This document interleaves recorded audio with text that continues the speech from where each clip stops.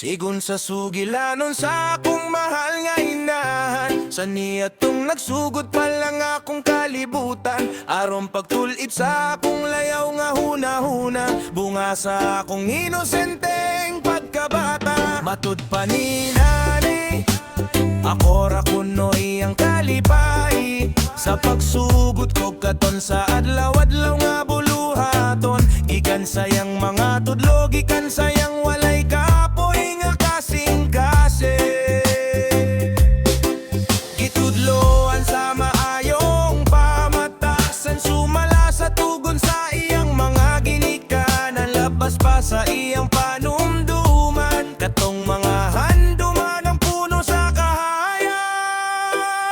Ang mga tugon sa akong inahan, mao'y suga sa akong dalan, sa matang lakang nga akong buhaton, iyang gugma akong giyahangtod karon.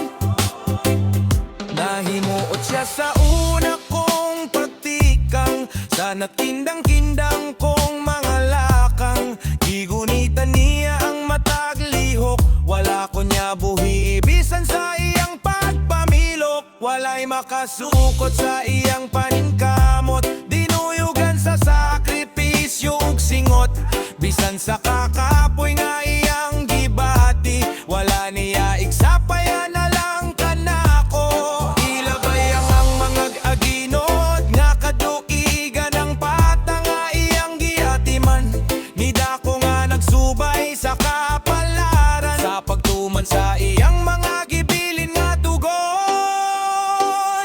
Ang mga tugon sa akong inahan, sa akong dughan magpabilin, bisan lisod ang dalan sa kalampusan, iyang pulong maoy akong kusog ug saligan. Tili sayo ng dalan nga akong gisudlan, daghang taak ug kasakit ang nasinati, pag-ampog kakugi akong gihuptan, sa matag dikdik sa nagdagan nga oras.